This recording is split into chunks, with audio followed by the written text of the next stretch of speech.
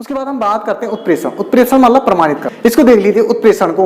उत्प्रेषण यह आज्ञा पत्र किसी विवाद को निम्न न्यायालय से उच्च न्यायालय में भेजने के लिए किया जाता है। यदि कोई विवाद है, उत्प्रेषण का मतलब ये एक आज्ञा पत्र है और ये आज्ञा पत्र कौन दे रहा है? उच्चतम न्यायालय दे रहा है। किसको दे रहा है? निम्न न्यायालय को। किस सेंस में दे रहा है? यदि अगर कोई विवाद है उसकी सुनवाई निम्न न्यायालय में हो गई है, लेकिन उस विवाद में कोई पक्ष ऐसा है जो उस सुनवाई से संतुष्ट नहीं है, अधीनस्थ न्यायालय से उच्च न्यायालय में चला गया, या फिर उच्च न्यायालय में वो विवाद की सुनवाई हुई है तो वो उच्चतम न्यायालय में चला गया। क्योंकि हमारे को क्या है, इस प्रकार का राइट है ना कि अगर अधीनस्थ न्यायालय से हम क्या नहीं होते हैं, अधीनस्थ न्यायालय हमारे फेवर में डिसीजन नहीं देता है तो हम उच्च न्यायालय में जा सकते हैं। उच्च न्यायालय अगर हमारे फेवर में डिसीजन नहीं देता है तो उच्चतम न्यायालय में जा सकते हैं। ठीक है, तो यदि अगर कोई अधीनस्थ न्यायालय में कोई मामला चला हो और उसकी सुनवाई वहां हुई है और उस मामले में अगर कोई पक्ष असंतुष्ट होता है, उच्च न्यायालय में उसको क्या करता है, उस मामले को ले जाता है। तो ऐसी स्थिति में उच्चतम न्यायालय के द्वारा क्या किया जाता है?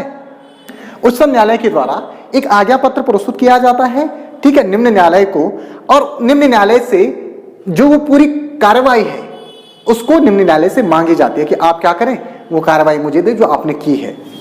तो कुल मिलाकर के ये क्या है, किसी विवाद को निम्न न्यायालय से उच्च न्यायालय में भेजने के लिए उच्चतम न्यायालय के द्वारा रिट जारी की जाती है।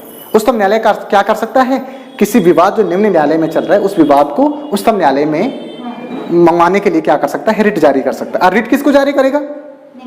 निम्न न्यायालय को। ठीक है, किस सेंस में जारी करेगा? जब कोई विवाद निम्न न्यायालय में चल रहा है और वो उसको उस विवाद को उच्च न्यायालय में मंगवाना हो, तो ऐसी स्थिति में क्या होगा, ये रिट उच्चतम न्यायालय के द्वारा जारी की जाती है।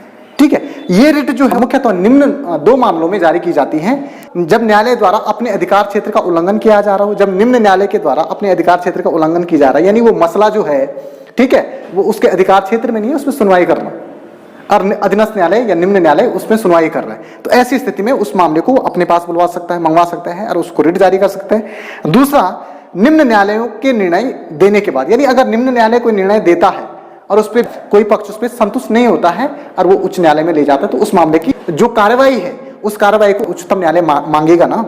उच्चतम न्यायालय मांगने का मतलब क्या है, अगर कोई पक्ष संतुष्ट नहीं है तो उच्चतम न्यायालय उन पक्षों की जांच करता है कि भाई जो डिसीजन निम्न न्यायालय के द्वारा दिया गया है उसमें तो ये संतुष्ट नहीं है, तो किन आधारों पे ये संतुष्ट नहीं है, फिर उनकी जांच पड़ताल की जाती है। क्योंकि अगर उच्चतम न्यायालय भी अगर सेम डिसीजन देगा तो उस व्यक्ति को न्याय नहीं मिलेगा, क्योंकि उसको लग रहा है कि मैं सही हूं और मेरे साथ गलत हो रहा है, इसलिए तो वो निम्न न्यायालय का मामला उच्च न्यायालय में ले जा रहा है। तो ऐसी स्थिति में वो उस मामले को वहां से मंगवाता है और वहां से मंगवाने के बाद उसकी देखरेख करता है कि भाई क्या डिसीजन उसने दिया है, फिर उस पर जांच पड़ताल करता है और उसके आधार पर क्या करता है, डिसीजन देता है। यानी जब वो निर्णय देगा उस विवाद में, तो उस निर्णय देते हुए वो उस पक्ष को भी देखता है कि जो निम्न न्यायालय ने जो आदेश उसके मामले में पहले प्रस्तुत किया है। तो ऐसी स्थिति में ये उत्प्रेषण की रिट जारी की जाती है।